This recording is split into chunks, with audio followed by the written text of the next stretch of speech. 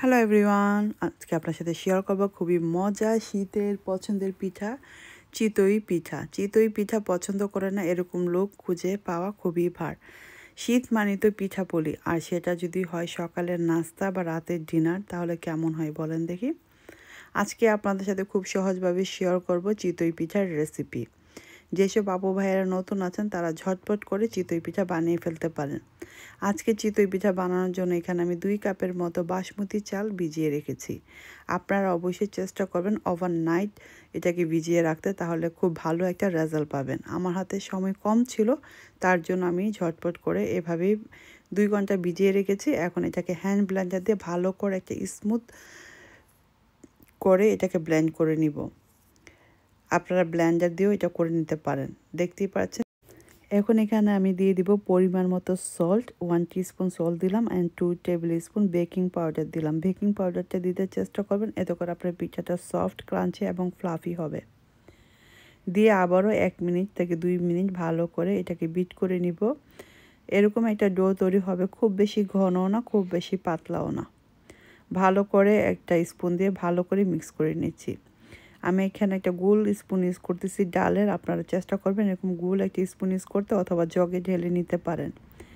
আর পিঠাটা বানানোর জন্য অবশ্যই একটা আমার লোহার সাঁচ লাগবে। এখানে আমি পিঠা বানানোর জন্য লোহার একটা সাঁচ নিয়ে নিয়েছি। এখন পরিমাণ মতো করে প্রতিটা সাঁচের ভিতরে আমি এই বাটারটা দিয়ে দিব। আর কড়াইটাকে কিন্তু অবশ্যই ভেরি হট করে নিতে হবে। দেখতেই পাচ্ছেন যখন আমি পানি ছেটা দিয়েছি একদম ধোঁয়া বের হয়েছে। এরকম কড়াইটা করে নিতে হবে। আর গ্যাসের ফ্লেমটা রাখতে হবে খুব হাই, না হলে পিঠাগুলো ফ্লাফি এবং সফট হবে না, ফুলবে না। লিড দিয়ে সাথে সাথে ঢেকে দিবেন এবং ওয়েট করবেন 4 to 5 মিনিট। আর গ্যাসের ফ্লেমটা থাকতে হবে হাই। 5 মিনিট পর লিডটা অফ করে 1 মিনিট ওয়েট করবেন। এক্সট্রা পানি থাকলে পিঠাতে সেটা ড্রাই হয়ে যাবে। তারপরে একটা নাইফ দিয়ে একটু গুঁতা দিলেই বের হয়ে যাবে পিঠাগুলো। দেখতেই পাচ্ছেন কত সুন্দর হয়েছে, খুবই লোভনীয়। যে কোনো কিছুর সাথে আপনারা এটা সার্ভ করতে পারেন। ব্যাক সাইডটা এরকম হবে, উপর দিয়ে ক্রাঞ্চি এবং ফ্লাফি থাকবে। গরম গরম পরিবেশন করতে চেষ্টা করবেন ফ্রেন্ড অ্যান্ড ফ্যামিলির সাথে, দেখবেন খেতে অসম্ভব মজা লাগবে। পিঠাটা ঠান্ডা হলে খুব বেশি একটা ভালো লাগে না, চেষ্টা করবেন গরম গরম সার্ভ করতে। আমি আরেক ব্যাচ দিয়ে দিতেছি। আর এই পিঠাটা বানানোর জন্য অবশ্যই আপনাদের একটা লোহার সাঁচ লাগবে। এটা আপনারা গ্রিন স্টেটে পেয়ে যেতে পারেন, অথবা বাংলাদেশে গেলে এটা কালেক্ট করতে পারেন। এখানে 5টা পিঠা ধরে। এখন আমি লিড দিয়ে আবারও 5 মিনিট ওয়েট করব হাই হিটে।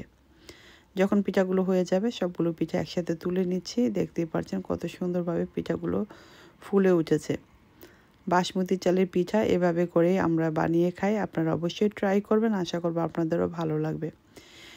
যে কোনো ভর্তা কারি সাথে সার্ভ করতে পারেন। আজকে আমি চিকেন কারির সাথে সার্ভ করেছিলাম, বাট আপনাদের সাথে এমনি প্লেনটা দেখিয়ে দিচ্ছি। আশা করব আমার রেসিপিটি আপনাদের ভালো লেগেছে। ভালো লাগলে অবশ্যই লাইক শেয়ার কমেন্ট করতে ভুলবেন না। আমি আপনাদের একটা ভেঙে দেখাচ্ছি কতটা ফ্লাফি অ্যান্ড সফট হয়েছে। এভাবে করে আপনারা সকালের নাস্তায় রাতের ডিনারে চিতই পিঠা বানিয়ে খেতে পারেন। ভিডিওটি ভালো লাগলে পেজটাকে ফলো দিয়ে আমার সাথেই থাকবেন। Thank you for watching.